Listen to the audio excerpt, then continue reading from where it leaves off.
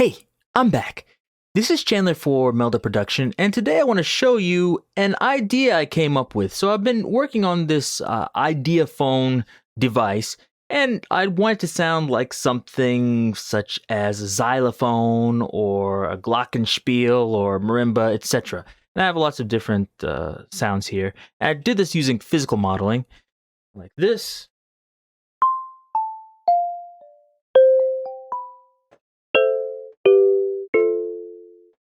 But one of the things I want to show you today that maybe I haven't shown before is the resonator.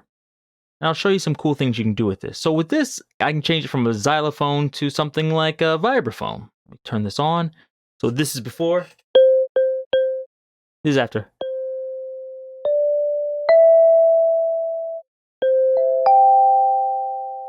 So you can hear that really extends the sustain. So this is before. Very short, and after. You think by itself, it's not that interesting. I could also, turn down the dampening and do that. But imagine if I take this tremolo depth and let's turn this up. Hear what this sounds like.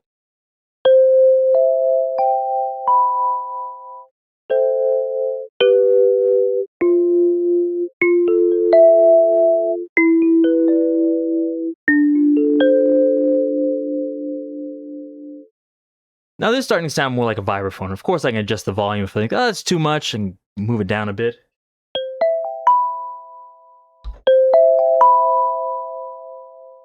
And so there's lots of things I could do with that, but let me get into it and show you exactly how I made it. So I'll go over here, take a empty instance of MSoundFactory, and the first thing we're going to add is this drum synthesizer.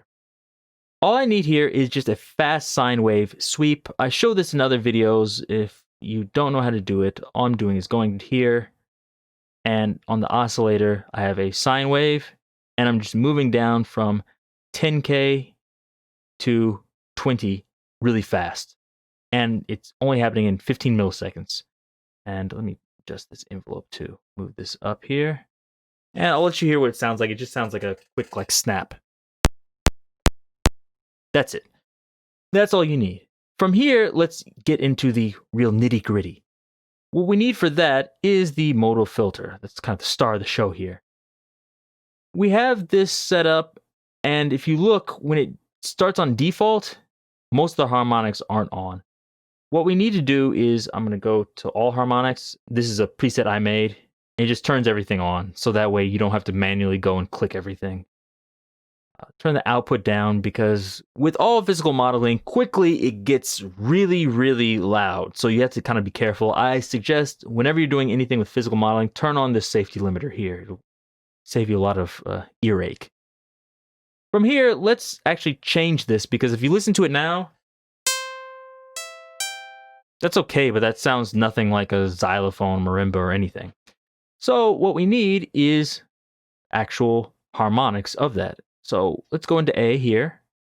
And here's where we can actually change our harmonics, as I've shown you in other videos.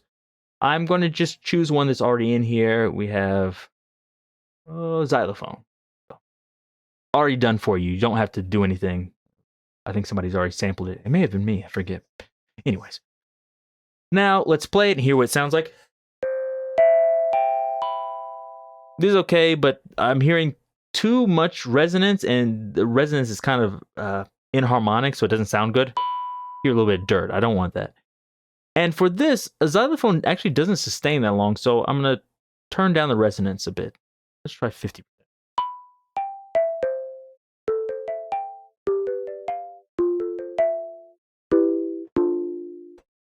That's pretty good. So I like that resonance there. I could just leave it from there and be like, okay, I'm done. But let's get into it, and let me show you how you actually do the stuff with the resonator. And for this, you might think like, oh, you're using the actual resonator module, but I'm not. I'm using the modal filter again. Tricked you. But anyways, we're going to do the exact same trick again. Turn on all the harmonics. And this time, we actually don't need all of these. And I want to take something similar to a saw wave. if you look at the harmonic structure now, you see all the harmonics are at the exact same volume level. We actually don't need that. That's somewhat pointless. And so we can go in here. If you have a saw wave, which for some reason I didn't do. Oh, no, I did. I'm smart. Here we go. So I put this in here just for myself. I just analyzed the saw wave.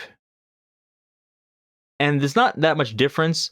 But as you'll notice, now every harmonic is gradually decreasing in loudness. And I believe this is what you'd get in a real pipe, like you'd see on a vibraphone. A vibraphone has an open pipe, so it should be reproducing all the harmonics, which is why I used a saw. We actually probably don't need 32 harmonics, and I like to turn it down, maybe like 8 or so, just because I think it's going to waste CPU if I use all of them. Why do that? So first, you notice it's not actually hooked up. So we're going to right-click on this and set input to 1. Now it's actually going out. I'll turn the output down here, turn this off, turn the resonance down, and let's hear what this modal filter sounds like. You can hear it doesn't have that sharp transient. You just hear like gradual wah, like as a slow attack. We can increase the resonance if we want, like this.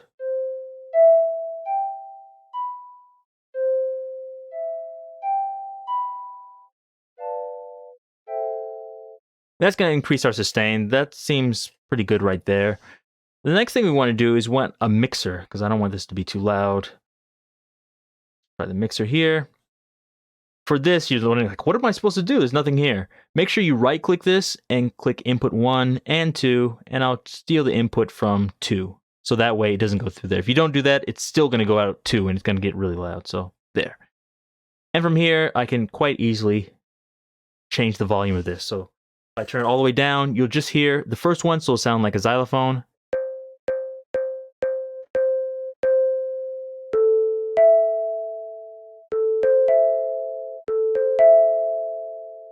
Now when you hear that resonator in there, it gives it a little bit of, like an otherworldly, like sound behind it. And that's what we want. But you're thinking, okay, how do we get into the vibraphone? So the vibraphone actually has some little, I don't know what they're called, stops. And they spin around inside the tubes of the vibraphone, and that's what gives it that vibrato sound. But we're not going to use vibrato for this. We're going to use a tremolo. So we have our tremolo. And this is pretty straightforward. Only thing I like to do is I like to turn the rate down. I think around 3 hertz sounds good. And then we can play with the depth however we want. But let's listen to it.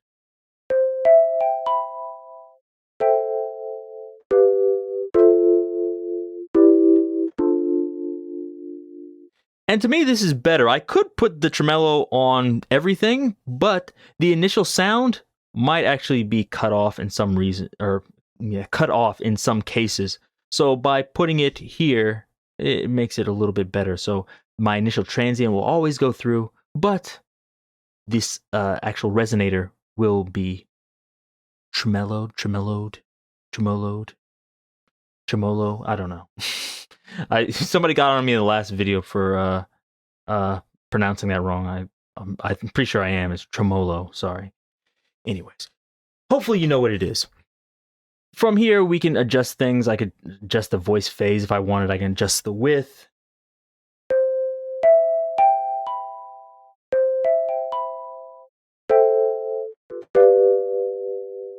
If you like that better. And one thing I might want to do is just add a little bit of reverb here. So I'll take the dark chamber, turn this down a bit, and now we should be sounding pretty good.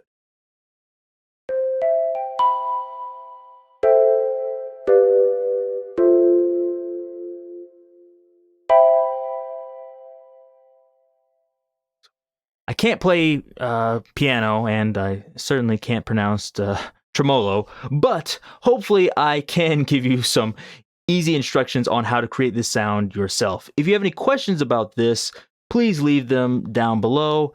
In the next video, I'll take this and I'll kind of expand it and show you how you can do some other interesting, more experimental things with it. But until then, give me a thumbs up and check out all the other products at meldaproduction.com.